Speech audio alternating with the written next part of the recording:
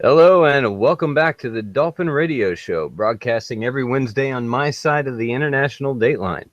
This week I have an excellent guest, the ham-fisted ring bearer from the ancient city of Constantinople, Wrath of Controversy. Wrath tends to subscribe more to my anti-feminist leanings, and I tend to agree with a great many of his arguments and ideas, but that's no reason to look down on us, because this is outside the wheelhouse, and today's subject is gaming and random subjects. So you can check out Wrath of Controversy's YouTube channel. It's in the description link. And how you doing, Wrath? Welcome to the show. I'm doing great. Thanks for having me on, man. It's great to be here. I think I've done a couple of other Dolphin Radio shows before you started doing the Outside the Wheelhouse thing. Yeah. I remember when I was doing the group streams and whatnot. Yeah. That's what I was thinking. Yeah, my whole intention was to create a nice, comfortable beach where we could all just remember that we're humans. And, I mean, some are humans. You're a dolphin. I'm a fistian. Oh, I'm going to have to remember that. No sex with you then. Well, yeah, there are more things that resemble fists than just what's visible. We'll just leave it at that. I really like the term ham-fisted ring bearer. I came up with that like 2 days ago, and I had to write it down. I was like, I got to use that one. That's too freaking awesome. Yeah, I remember you messaged me that, and I was like, it's kind of mean, but I love it. Yeah, I know. You can't like, do I take offense to that? I can't. I mean, I can act triggered all I want, but that's hilarious. Oh, and for the record, Wrath of Controversy will be the subject of my next sculpture video, which I promise this time I will save the footage for, unlike the last one, the unfortunate bearing sculpture. Wait a minute, what's so unfortunate about the bearing sculpture? I thought it came out all right as far as the end result. Yeah, but I made it like literally the weekend that they came down on bearing about the copyright violation. Oh, yes. And like I started on Friday, I finished on Sunday, and by Sunday his avatar was cut, and I was like, "You sons of bitches!" I don't. I mean, like, I don't want to, try and one up bearing here or anything, but I think I might have been a little bit more pissed about that than he was. I think you were more publicly pissed about it. He seemed to be really quiet about it on like Twitter and shit. Well, I think he was expecting at some point he was going to change his avatar and do things up, and that was just like the final like bump in the boot he needed, to get going. Yeah, well, I mean that, and I obviously we're all speculating, and the hindsight being 2020 definitely comes into play here. But I really think with the bearing situation, I think his description is it sounds pretty genuine to me. It just kind of became routine with his YouTube channel, and he didn't expect when he picked that avatar to be big enough that anyone would give a shit. Yeah, that's reasonable. I mean, and maybe he could have, once he hit about 100,000 or so, been like, oh shit, you know what, I should probably switch this out. But again, with the editing that he showed with what Sugar Tits and he did as far as altering the image, it's really complicated to call that transformative or not, and it's not a simple black and white. And I think that's why he didn't take action sooner, is because at the very least he's in that gray area of it's not worth pressing charges internationally. Yeah, I could see that. But that's like the worst way to paint bearing in that situation would be that he's intentionally living in the gray area. Yeah, I think he's probably got a lot to do with something I thought about after the fact is, he probably is much like me, in which he just organizes all his PNGs and all of his all the stuff he normally puts into a folder, and it's just so easy to just go and grab it, put it in, and it speeds the process of making content up a little bit, and you stop thinking about it after a minute. Oh yeah, I have shit. Like any of my audio recordings or any videos I download go into one folder. All of my still images that I use in video are in a different folder. just so it's easy for me to pull things for for when I'm editing and putting together a video. It's just I like to organize them, and eventually I might even have a separate audio and video folder. Like they might become separate subfolders in that organization. But I have so many images and stuff, it just becomes routine. Like I almost put my original avatar in my most recent video. Well, I really like the new avatar, by the way. Oh, and when it comes to sculptures, you're just getting the bust. You know, shoulders up. I can't do the whole thing. Sorry, buddy. Oh, it would be so top heavy to do that in any medium but metal. It would probably be super fragile. Yeah, well, I mean, I do usually reinforce it with like wiring and whatnot. They, you know, just on the off chance that somebody does drop one of my sculptures and it breaks, it can, you know, you don't lose pieces. It's still all there. It's just got this massive crack in it, you know, things like that. But that just comes from my engineering background of wanting everything to be reinforced and structurally stable. Oh yeah, I can definitely appreciate that. Don't really have engineering background. A lot of people mistake what I've done for engineering. What I have is steam plant operation, but since it was nuclear, people assume engineer, and that's kind of like I ran the steam plant. I didn't design shit. I ran and maintained the equipment. No, that's the kind of stuff I do. I actually work in plant design and whatnot. So so you design the stuff that we get angry about. The design. Yes, absolutely. I'm the guy you're cussing out all day long. But don't worry, I didn't actually originate it. I just go in and do the maintenance designs and whatnot. See, I was literally just an operator. And that was for the Navy. Now, I'm working towards getting the right certifications and stuff because I didn't leave the Navy on the happiest of terms per se. It was a very strange divorce. So I'm trying to get my certifications to go back and do that in the civilian context. But the thing is, it's much more complicated than it looks to transfer from military to civilian in certain fields. I think it's just difficult to transfer from military to civilian in general. I mean, especially the longer you do it. Oh yeah. I have an uncle who, or I had an uncle who spent, I think, I want to say between 10 and 20 years, somewhere in there, in the U.S. Army as an AA gunner. And I mean, before that, he had no direction in life. And then once he found that, that was all he ever wanted to do. And he got discharged on a medical before he wanted to be. And like after that point, he was just kind of lost, you know. And then I think he tried to go back in as a civilian contractor, and there were just no openings. So I can relate to that. Now mine has a lot more my skills have a lot more transferability than AA gunner as far as civilian opportunities. Oh yeah. I can sympathize with that feeling.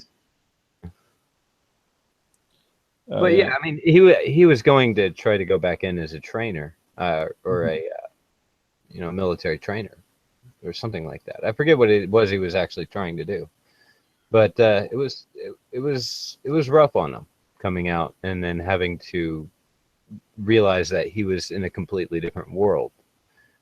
And everybody around them seemed to just like, oh yeah, this is just the normal stuff. Well, maybe for you. Yeah, it's really weird because my experience, I was never of very high position. I had a few people that worked under me, so to speak, but not, I would say, numerous. I had, half dozen at the most that I had that worked directly under me. I was so used to my day and decisions being pretty much entirely planned out prior to me waking up. Like I knew months in advance, for the most part, what I was doing for most of my day, every day. Like on days off, I had basically given myself a routine for time off because I had so strict regimens of routine while I was working that it just felt weird and disorienting to have free time. Yeah, you don't really know what to do. You're like, okay, I'm free. Anybody out there? So, Yeah. on to random subjects. What is your favorite beer, Ratho Khan? Favorite beer? Oh hell, that's fucking hard. I hate that question because it depends on what kind of beer I want. I mean, some days I want like a lager, some days I want a stout. Some days I'm even in the mood for an IPA, which is dangerous. Well, that's when you're already drunk, you know. But I believe it's Nelson. It's some Portland microbrew or whatever. They have this like fall stout. It's weird because it's like it has the consistency and like aftertaste of a stout, but almost kind of like an amber ale at the same time as far as the initial flavor. It's hard to explain, but amazing.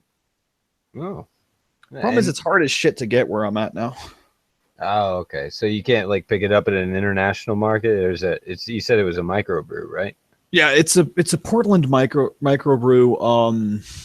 I believe it's called Nelson is the brewing company, but it's like I don't know. I think it's called like Winter's Bite or something like that. Don't quote me on that. I'm not 100% certain.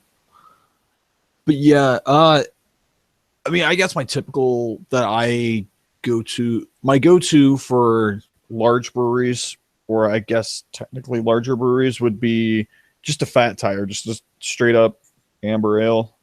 That is a good beer. That is an excellent beer. You can stay on the show now.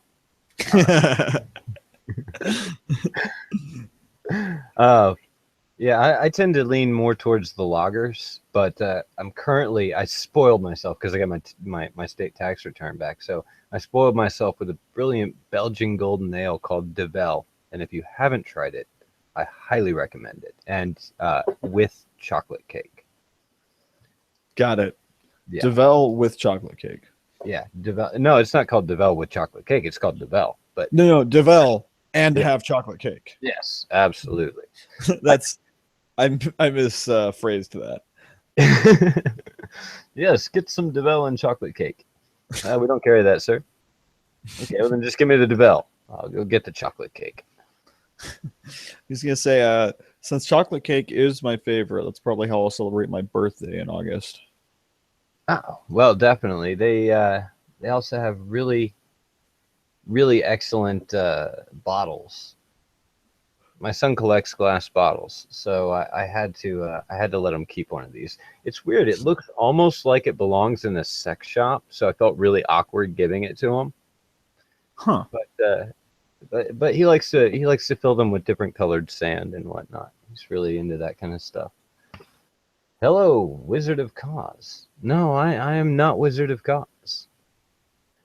But I can kind of see what you're talking about. I just looked up what they look like. Yeah, doesn't it? It looks like a butt plug.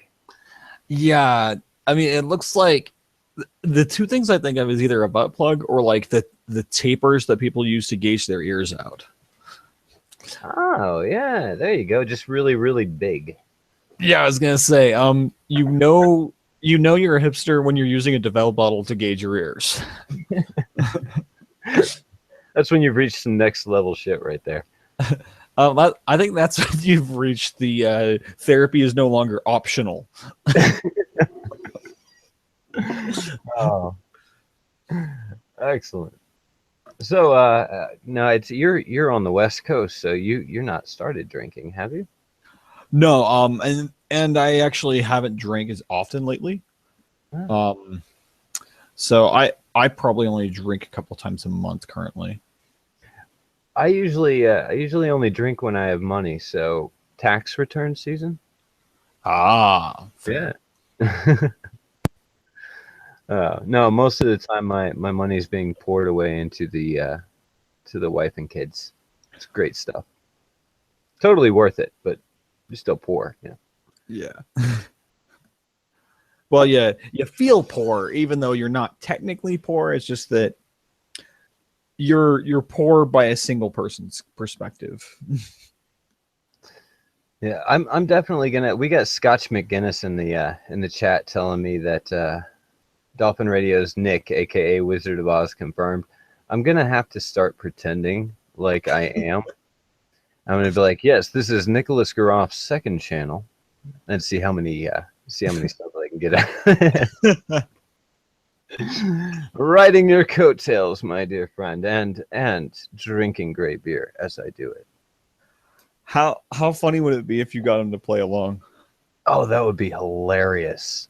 That would be hilarious. Somebody needs to go poke him because he only responds to me when I show him pictures of the beer that I just bought.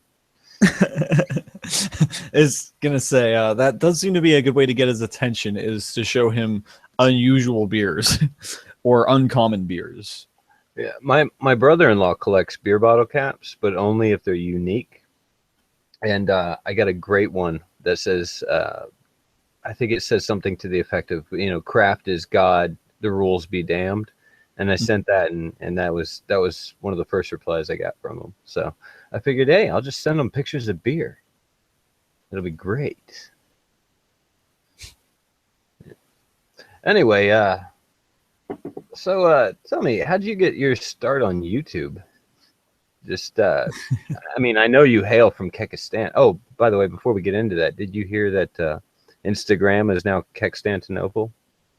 Oh, I'd heard the Kekstantinople thing. Now I don't use Instagram, so I'm not really on the up and up with what's going on there. Yeah, Instagram is Kekstantinople. It was once Instagram, now it's Kekstantinople. I like that. Yeah. I'm working on the full parody. It'll be out soon, I promise.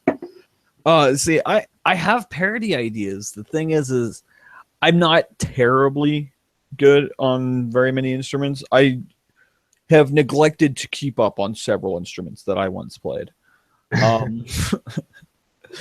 Because it's really hard to bring a bass guitar onto an aircraft carrier. There's just not that much space. As well. Excellent. I am. What kind do you play? I had, and I cry a little bit that I don't have it anymore, but financial reasons. I had a 5-string exotic wood acoustic electric, that Ibanez limited series they did back in like 2011. My first bass was that. Now I just have my shitty little PV4 string. Hey man, a bass is a bass as long as it plugs in place. It does both of those things, and I need to get new strings for it in a serious way. Hey, how do you know a bass player is about to get kicked out of a band? He's dating the lead singer's ex. No, he writes a song. Oh, savage and accurate. Yeah, savage and accurate. Well done. Yeah. See, I was going with lived experience. Well, what's the line from Ben Folds? It's like the band broke up in May, then in June they got back together with a different name. Oh yeah. So in other words, they kicked you out. Yeah, I was gonna say what really happened was you were one of the original members and they booted your ass. I had this great band until all the band members quit and reformed another band in May. Oh, shit. Sucks for you. It's like, that sucks, man. Yeah. So you said multiple instruments. What else did you play? The viola is what I've played for the longest. Excellent. My wife and son both play that. And I like every time I call it a violin. Every time. Oh, well, it's because we're the violas are basically like the flutes of orchestra. Like how flutes are the ones everyone make fun of in the band, the violas are the butt of all jokes in the orchestra. Like, why is a viola better than a violin? Why is that? It holds more beer and burns longer. That's a good one. I like that. How would one define perfect pitch? I'm gonna say the sound that a viola makes when it gets smashed. You're on the right track, but when you get a viola into into the trash can without hitting the sides. Oh, nice. Oh, okay. I gotcha. Perfect. Yeah. See, I was a trumpet player, so I was in the band, and I think we picked on the clarinet players the most, but that was just because there were more of them. So you could say it, and then they'd all turn around and be like, "Who are you talking to?" Oh, that other guy. Yeah. How do you make 15 clarinets? How do you make a clarinet section of 15 people in sound in tune?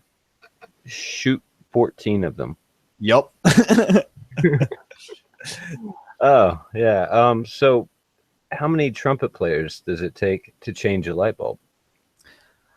It takes just one. They grab the bulb and wait for the world to revolve around them. Exactly. And what's the difference between an oboe and an onion? Someone cries when you cut up an onion. There you go.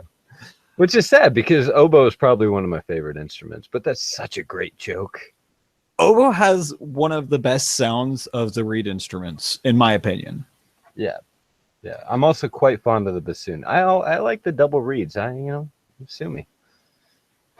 Yeah, you know what? I think double reeds are a very underserved or like undercredited portion of, especially like a philharmonic, like a full orchestra, like John Williams.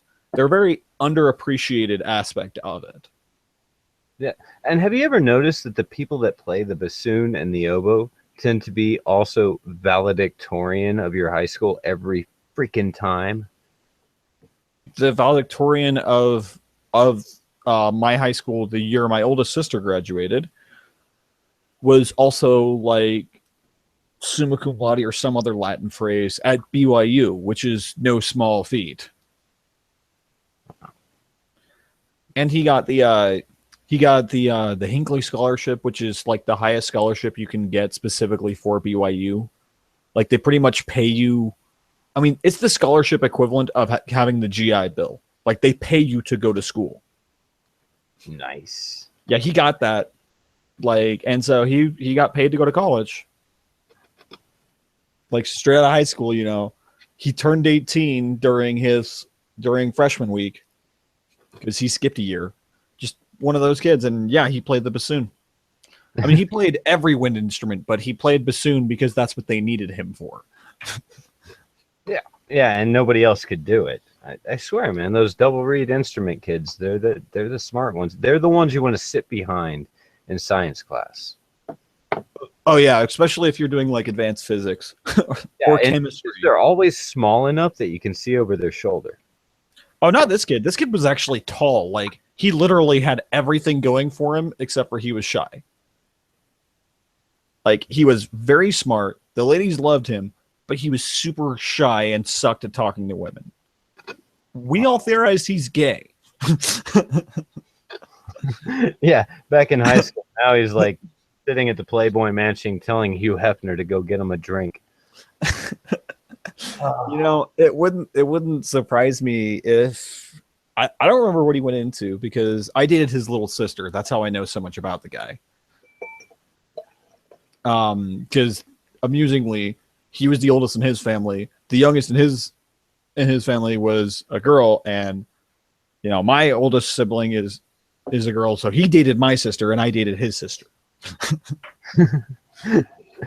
And on the way to the date, you're like, "Hey man, did you do that physics homework? Yeah, let me see that real quick." Yeah, bro. Look, I won't touch her in any way. Just let me see your physics homework. Yeah, bro. Just look.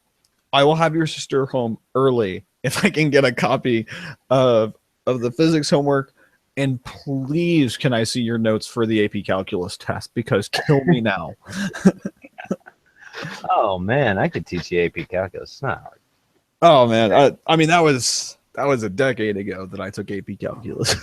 You know what was bizarre with me when it came to calculus is that I did not do well in Calculus 1 until I took Calculus 2, and then suddenly Calculus 1 made perfect sense. I think that's just calculus because it's such a different application than the math that you learn up to that point.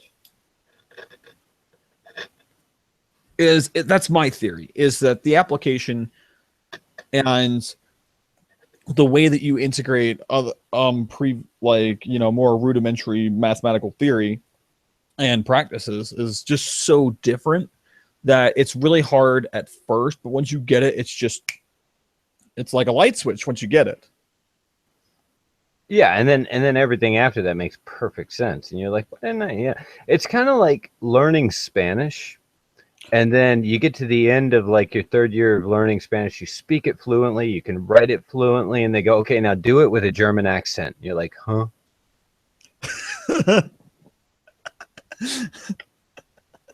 I can't imagine trying to speak in Spanish with a German accent. I can't do the German accent, all right? It's like I can't even do a good German accent, like let alone trying to do it in Spanish. Yeah, we need to teach Kraut and T some Spanish. See what it that sounds would be amazing. Oh man. Oh, so the subject of this was supposed to be video games in a random topic. Well, I mean, we got the random topic part down. Yeah. Let's check on that one. So, all the check. Ring Bearer, what is your favorite video game? Oh, I hate favorite questions. Like in a private conversation, you just ask me what's your favorite book. The crappiest video game you ever played. Oh, that's most. Oh, that's a tie between two that people really like, and that's what makes this fun. Depression Quest and The Sims. Whoa! Wow. People like Depression Quest? It's popular on. It has good Steam reviews somehow. Well, I remember that it was offered as a free game like 3 months in a row on Steam. That's why I tried it, is because it was offered free. I didn't even finish it, and that's an anomaly for me. It's very rare I don't finish a game unless I'm borrowing it from someone and I have to give it back before I have time to finish it. I see. See, I'm not like a completionist, but I'll complete the freaking story. But that one was so boring and dumb and just like I could see what they were trying to do with it. I mean, they were trying to make it kind of that Silent Hill. You're the hero, but you're the hero in the pathetic kind of way. Like you don't really have control of the situation. You're just trying to survive. You know, I get that. It's like a survival horror, but instead of monsters and these terrible supernatural stuff, you're an emo kid, basically. And I'm just like, I mean, is there a slit your wrist and be done with it option? Where's that? Can I get that ending? Because I'm not feeling this game at all. Left, right, up, down, A, B, square. Oh, it did it. Yes. Yes, yes, I knew that the contra cheats would save me. Oh, man, I have to go with Mass Effect 3. You really didn't like Mass Effect? No. I loved Mass Effect. Oh, your favorite? Okay. No. I said my least favorite. Oh, your least favorite is Mass Effect 3? Yeah, really? it's not. Look. Don't get me wrong. If you were to take Mass Effect 3 and compare it to, I don't know, any Mario game, then right? Any of them. I'm going to pick Mass Effect 3 every time.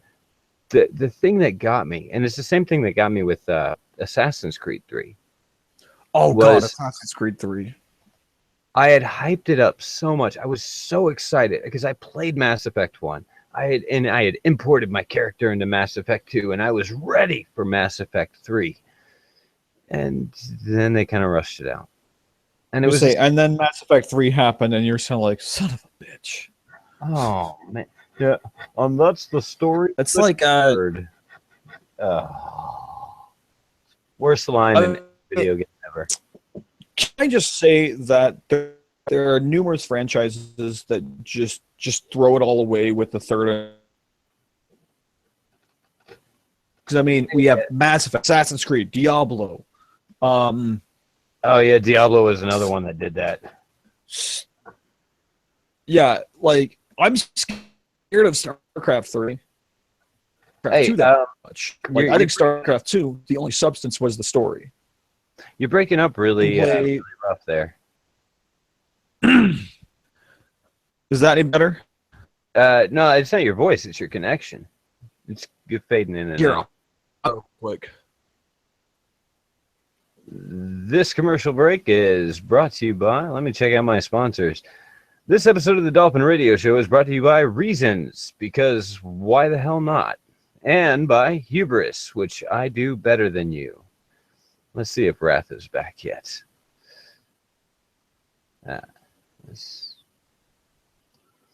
For those of you who aren't aware, the Dolphin Radio Show Outside the Wheelhouse episodes is one of those shows that tries to bring in people of controversial nature to is that any better? All human. It's a little bit better. You're still crackling a little bit. They're doing that. Is that any better? You know, kind of thing. Oh, that's great.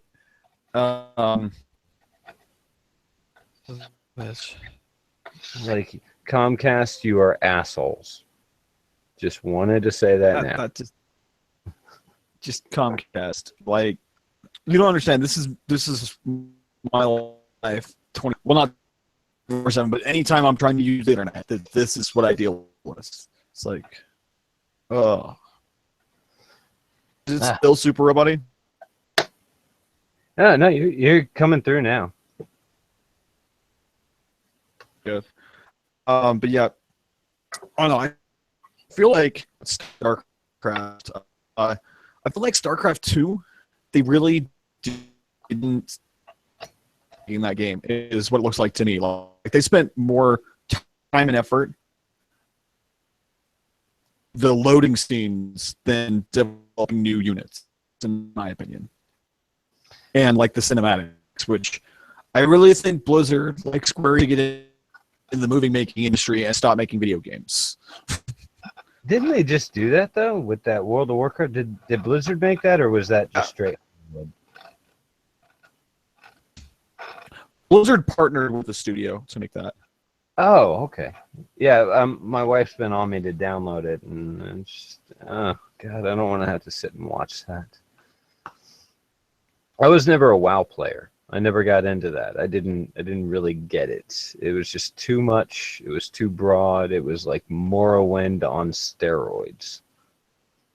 So I avoided the WoW. I see. I was hooked to that for a couple of years.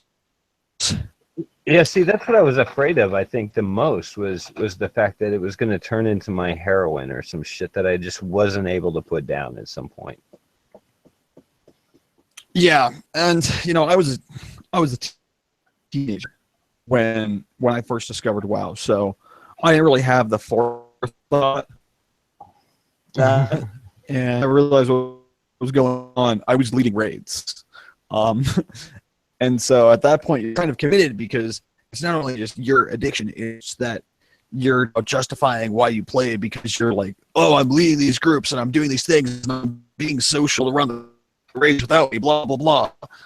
And it's just this justification. Honestly, it's enjoyment, concern or outside pressure, regret, and it just cycles over and over. Yeah, I'd like to say that, you start off with like a little Bejeweled here, little Mario there, and by the end of it, you're strung out on Kandor, leading a raid against the giant ogre, and you wonder where your life has gone. Gaming is a dream. Yes, you're just lying there. You've got big fat needles. One of them's in your arms. One of them's World of Warcraft. The other one's it's kind of like you. Like I really want to do like a art thing, like a picture. Like those like political cartoons, but for video game addiction. Like it starts out, you're smoking a joint and instead of it's Call of Duty, and You take a couple of hits every few weeks, and you don't really get into it. Thing you know, you're excuse for buying that. You're snorting lines of League of Legends.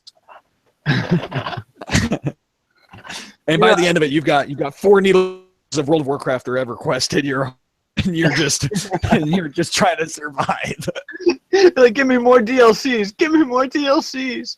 Like, no, dude, you're strung out. Come on, give me the next expansion. I was like, man, Legion is terrible. Why are you still doing this to yourself? Oh man, I haven't played League in a while.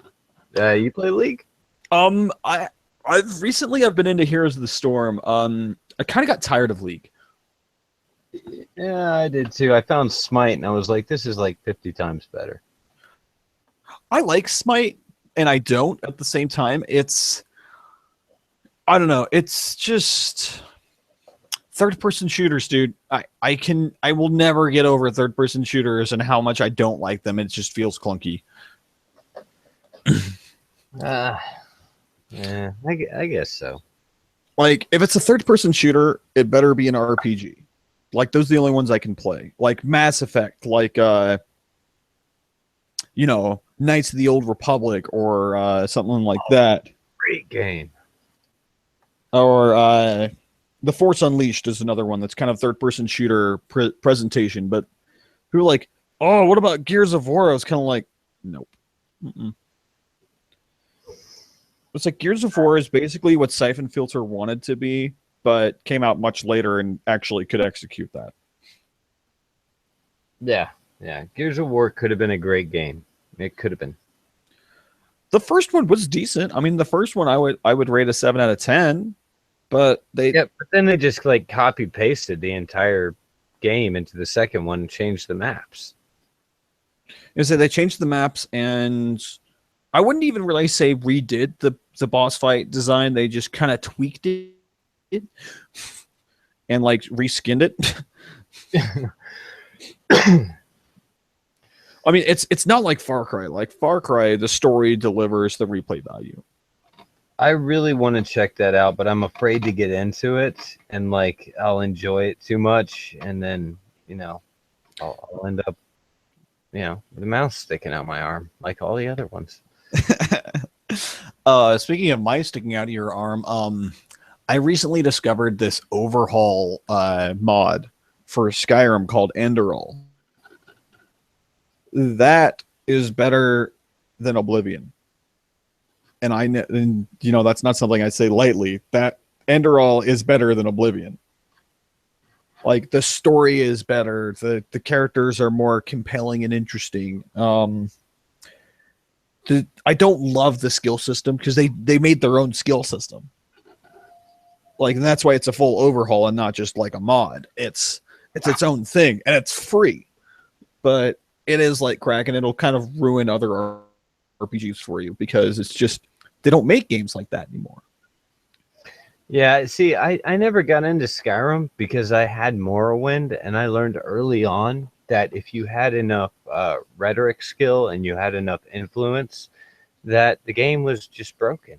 I mean, you could literally like go to the shop and like buy everything and then sell it back to them at a profit. And just like and then go buy out your skills. Just like, okay, I'm gonna level up to level 180 arrow shooting, and and just one shot everything. Yeah. It stopped being fun really quick. It's like what I like. Sorry, go ahead. Once you involve the cheat codes, it's not a game anymore. Yeah. See, Enderall. I don't know if there's cheats for it, but I do like how you're capped on how many skill points you get per level, and rather than the whole Skyrim method of you use a skill, it improves. You buy skill books similar to like Morrowind to level up, and then you have your memory points, which are basically your Skyrim skill tree. But instead of it being like there's 12 skill trees or however many there are, there's 3 major trees which each have 3 sub trees. So more like Borderlands. Okay. And the 3 major trees are stealth, melee combat, like stealth, frontliner combat, and magic. Now it's the magic system is very punishing in that game, and without giving too much of the like the gameplay and story away, there is a mechanic where the more magic you use, the higher risk you are of basically exploding, and not in the kill everything way, in the just kill you kind of way. That's kind of cool. That's like it's like my favorite X-Man. Oh, really? Yeah, Nate. Not I think it's Nate Gray. Is his name? Like he had like literally he was like Cable and Jean Grey combined. Oh yeah, that guy came from Age of Apocalypse, and his thing was like he had basically virtually unlimited power, but the more he used, the more it killed him. And so his story was a really exciting and very short-lived story, and I just absolutely adored that. Yeah, the thing is I think that especially hero type characters, are defined by their limitations more than their power. Exactly, and that's why I was always a Marvel fan over DC up until I think it was Man of Steel. Everyone ripped on Man of Steel. For the first time ever, Superman was he had humanity, and I loved that movie. I was just like, they made me care about him, which I'd never done before. Like you watch Superman to find out what the bad guy's going to do to beat him. Really, I mean that's the whole point. You don't watch Superman to see him triumph over evil. But that one, it was like seeing it. Like it almost brought me to tears when you see him like hiding in the closet as a kid, because he can hear everyone and he can hear their thoughts, and he's just overwhelmed by everything. You're just like, you really passionately feel for him.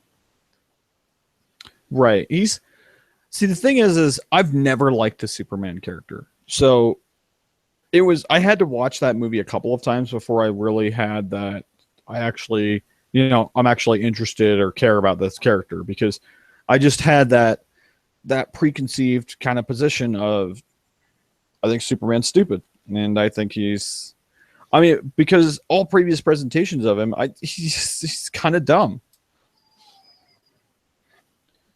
It's just like, I'm invincible, and the whole plot is he's really a villain in superheroes clothing, in my opinion.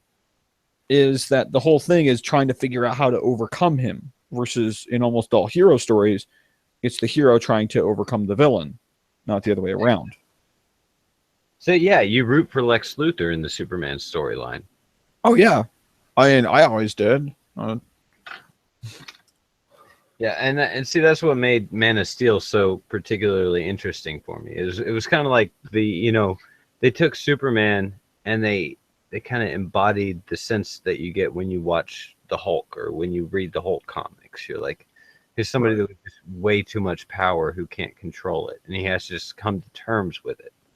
Right, and I think they should have done that earlier in the telling of Superman. But then again, in the earlier Superman movies, those times, it was kind of faux pas in a way to present a movie in such a dark manner. Well, you understand the reason Superman was created, right? I'm not into comic books enough to know that. No.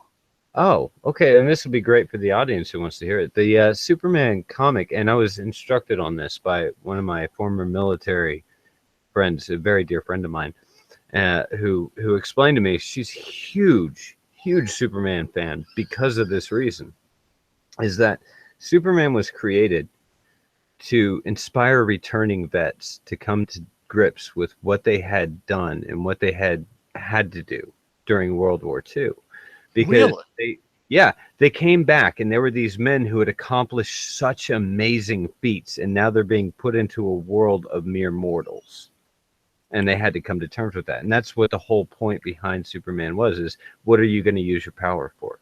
Are you going to use it to conquer the world, or are you going to use it to help humanity? And that was the whole point behind Superman. See, I never would have thought about it that way. See, I never knew that, but that's really interesting. It kind of changes the way that you look at him. Yeah, and that's it. Like I was telling her, she said, "Are you going to watch the new Man of Steel movie, and I was like, no, I freaking hate Superman. She was like, sit down, shut up, and listen. And at the end of that conversation, I was like, you know what? I'm going to go watch the new Man of Steel movie. So either it's true or she's the best promoter ever. Yeah. No, but if you actually go and look it up, it is true. In the golden age of comics, they created Superman to inspire the vets to use what they had learned, in a good way. Because back in the 40s and 50s, people wanted people of great significance and power to do good. They didn't, they weren't sitting there encouraging them to, go riot in the streets. No, don't use your power for bad. Use it for good. Right. And that kind of spawns things like Captain America. Yeah. Well, Captain America was used to sell war bonds in all reality. That doesn't surprise me in the least bit. No, the whole the Captain America movie that they made, it was kind of a jab at the origin of Captain America, because he really was used to sell war bonds. There are tons of old 1930s and 1940s posters where it's like, Captain America punching out Hitler. That was all real. That actually happened. There wasn't a real Captain America, but that was like a real thing they used to advertise. Exactly. It was a promotional stunt. This is Captain America. He stands for truth, justice, and the American way, and he's always going to choose the right side. And you should go buy a war bond. Help fight the war with Captain America. Help him punch out Adolf Hitler. That kind of thing. That was all real. And that's why the movie kind of poked fun at the history of Captain America by doing that. That makes sense. And I did really like the first Captain America movie. Winter Soldier wasn't bad, but Civil War, there was such a disconnect of how the characters would logically behave and setting up for action scenes, in my opinion, in Captain America Civil War. Like, that was what I didn't like. It's like, you need better justification than that, because these are people who have historically, especially with each other, tried to talk it out in other movies, like the first Avengers movie as a great example. Tried to have conversations, like when Tony is on Stark Tower with Loki, just having a conversation with him, trying to talk him down. And yet Tony immediately jumps to go to war with... Yeah, that really pissed me off when they did. I was like, seriously? You just stepped way the crap outside these characters' actual characteristics. Like when he's like, he killed my mom, and then he just goes off on it. It's like, no. You got to do better than that. Oh, yeah, like... That was just so out of character. I was with Civil War up until that point. Up until the point where you've got the Winter Soldier and Captain America going at head-to-head with Tony Stark. And I was like, seriously? Like, Tony came in there with the whole, all right, I'm ready to listen attitude. And then he sees this video and suddenly he's like, no, he killed my mom. I'm going to beat you up. No. Yeah, all of a sudden it's like, triggered, and he just loses all control. Yeah.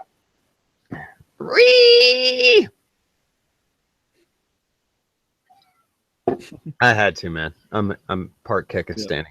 Yep. What can I say? But that was just so bad. It's just, and the whole, like, and not just him, just the whole rational characters behaving irrationally. Like, why at no point did Cap tell them what was going on? Yeah, you'd think that if Cap knew all this, that like he trusts Tony enough to pull him aside and say, "Hey, we need to have a sit down." It's really not that hard, Captain, and that's like kind of your thing. Yeah, I mean that is your thing, and that's why you were such a great character, is that you're perceived as this shoot first, ask questions later kind of guy, but you're really pretty much the opposite. Yeah. So definitely Marvel dropped the ball on Civil War, but and just like DC's been dropping the ball all last year. Yeah, DC has been dropping the ball on everything they've ever made, with the exception of Man of Steel. I agree to disagree. The Nolan trilogy of Batman was really good. Oh, yeah. You know what? I back up my statement. Retraction, restatement. But other than that, any of like the main DC logo stuff has been awful. Like their side stuff has been way better, like V for Vendetta, which is DC Vertigo. I did not know that was DC. It's DC Vertigo, which is like, so it's not their main stuff. It's not part of the DC universe. Wow, that's on my top 20, man. I can't believe that's DC. I'm baffled. Like I've never enjoyed a DC movie. I think the most I liked DC movie besides the Nolan series and besides Man of Steel was and I swear to God, I'm going to get so much shit for saying this, was the Green Lantern movie. Really? You enjoyed the Green Lantern over the 90s Batman? I did enjoy over the 90s Batman, yeah. Because the 90s Batman was, which one are you talking about? Val Kilmer? Or are you talking like? I'm talking Kilmer. If you go back to Keaton, then I'm on board with you. Keaton was freaking awesome, but Kilmer and Clooney, no. Okay, so Kilmer. So order of it. What's your order of best to worst Batman? All right, excluding the Nolan series. No. All included. Just the character Batman, though. Okay, so we're not invoking the Bruce Wayne, just the actors' portrayal. All right, actors portraying him. I'm going to go with Christian Bale. I have loved Christian Bale since I saw Emperor of the Sun when I was a kid, or Empire of the Sun when I was a kid. He was just an amazing actor in everything he's ever been in. American Psycho, amazing. The Nolan series, I'd have to go middle, Batman Begins, and then Dark Knight, and then the last one. And then I go from there, I go Batman Returns with Keaton, Batman with Keaton, and then I'm not even going to rank the other two from the 90s. Just stick them at the end, the very end, somewhere far away. Fair enough. I'll say this: the Batman versus Superman was better than the 90s Batman's. It's not as good as Keaton, but still better than the 90s Batman. See, here's where I would put it. As far as like portrayal of Batman, for me, it's Bale, Keaton, Kilmer. What is his stupid name? Batman versus Superman. What is his stupid name? Affleck. Affleck, and then Clooney. Yeah, Clooney. You know what? I'll give you that. Clooney is the worst. Because no matter what Kilmer did with Batman, he was working with the script, and he still played Doc Holliday, who was a fucking badass.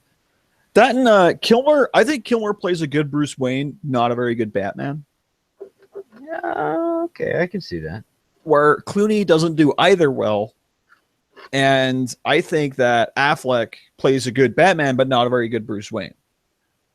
Yeah, I did see, and that's what boiled my blood about the whole Batman versus Superman is you didn't have Bruce Wayne, you just had Batman.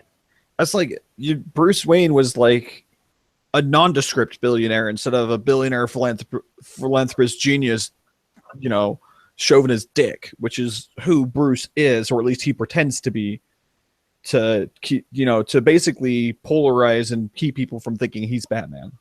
Yeah, and Bale did both of them perfectly. Oh, Bale did them really well. I mean, the voice is a little annoying, but other than that. Yeah, but you understood why, in the storyline, you understood why he did it. Right. I feel like with all his sweet technology, I would have loved if he would have given himself a voice modulator like those when the classic when people are disguising their voice and they're making phone threats. Like, I would have loved if he would have given himself that in the second one, in The Dark Knight. I could see him at the very beginning when he's still putting the costume together, like hitting one of those little tracheotomy boxes, like, I am Batman. Or like the College Humor Batman when he's trying out the different voices. Where were the other drugs going? No, dude, that's not working for you either. Where were the other drugs going?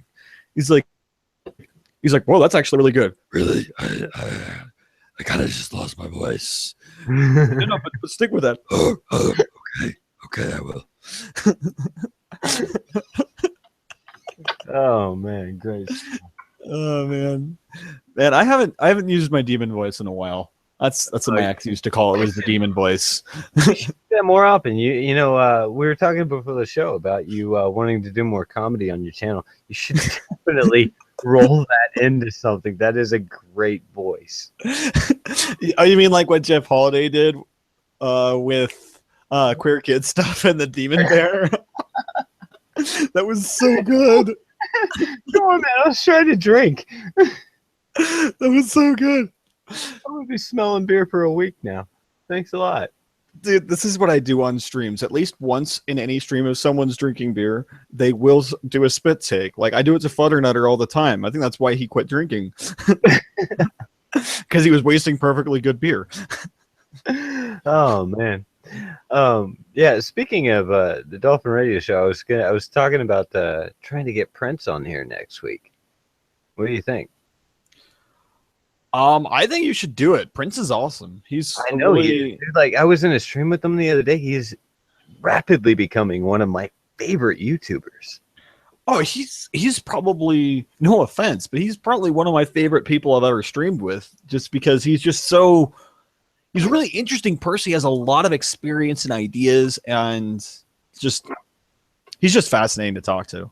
Yeah, he's a fun guy. He is. He's so much fun. He's like less famous gay Neil deGrasse Tyson.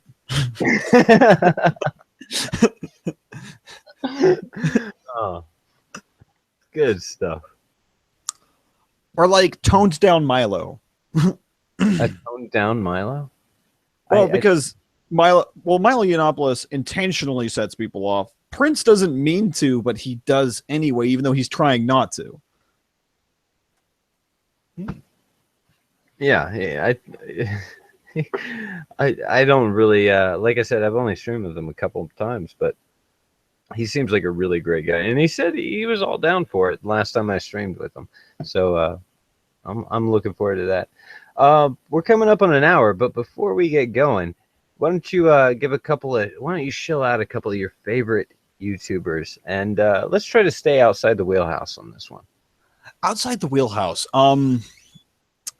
So some of my favorites, I really love CinemaSins. CinemaSins just makes my day.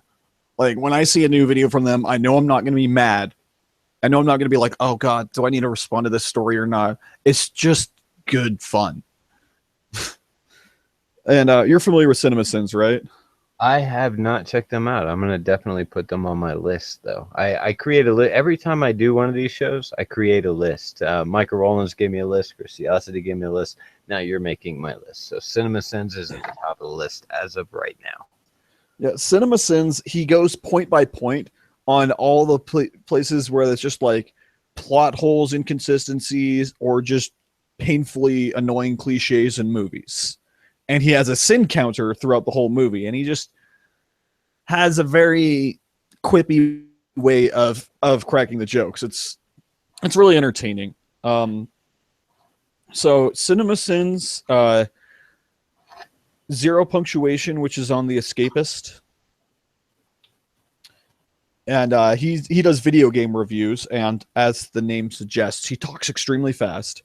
And he just he does just really, really harsh and humorous video game reviews. If you haven't heard of Zero Punctuation before. No, this is my first time. Yeah, he's great. You should definitely watch his video.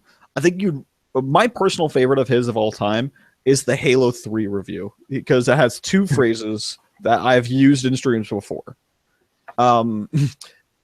Allegedly blew us to Narnia, and pants on head retarded. The first time I heard either of those terms was on Zero Punctuation. I've heard you use pants on head retarded. Yeah, pants on head retarded. I heard that, and that was his review of Halo 3 when Halo 3 was still a relevant game. So I definitely heard that there before anywhere else. And number 3, let me go through my subscriptions. Because like when people ask me, it's like, shill a YouTuber, I was like Wheelhouse. my I don't know. Yeah, now that I'm going through my subscriptions, they're all inside the wheelhouse with a handful of exceptions. Historia Civilis is outside my wheelhouse. I'm a huge history buff, and this guy. CGP Grey, that's my third. What was that? CGP Grey. CGP Grey. And what can we expect on CGP Grey? CGP Grey, you know how unboxing is like a political message in talking about abstract concepts?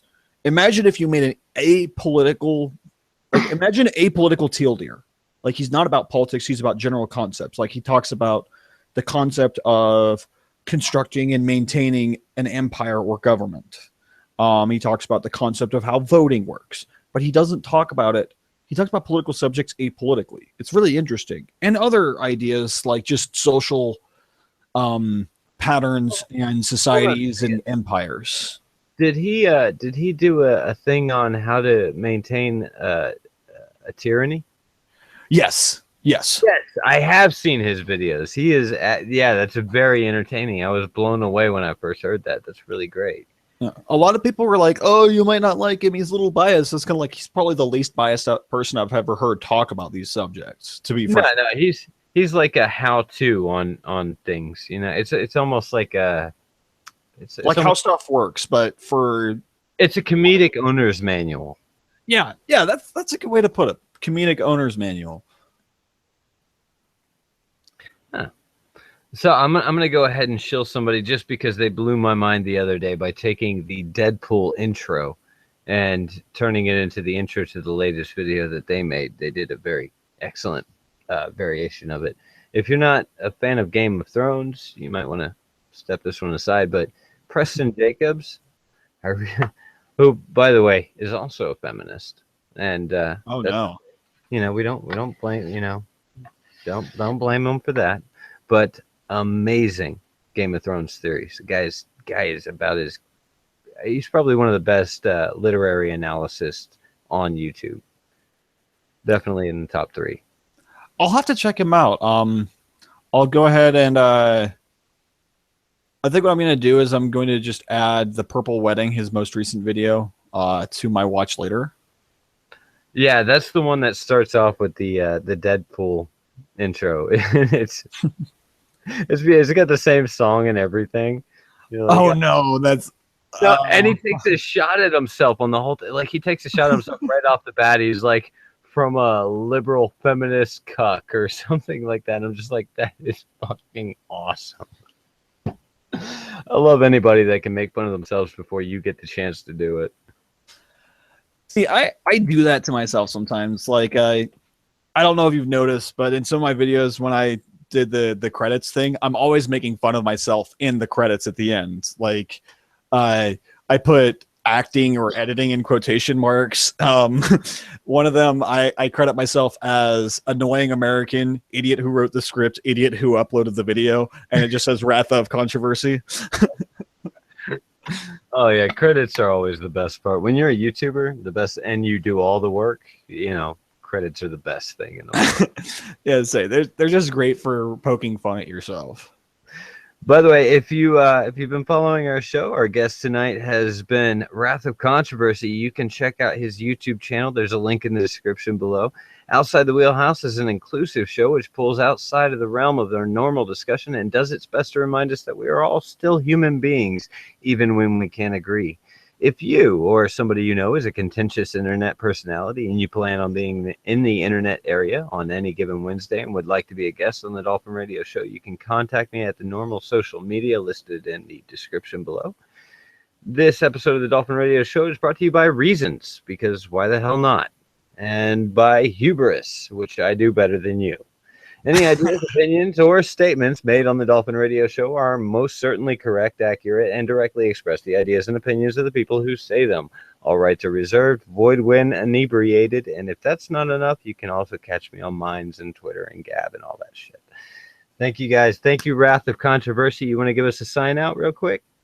The one that I've been using for a while now. So once you're done working your way through the internet's first favorite sin on Pornhub or various other sites, utilizing your Tenga egg, just remember to go fuck yourself. Check me out on YouTube, the internet's second favorite sin, Wrath of Controversy. Thanks, guys, for tuning in. We'll see you next week on Dolphin Radio Show, and have a good night.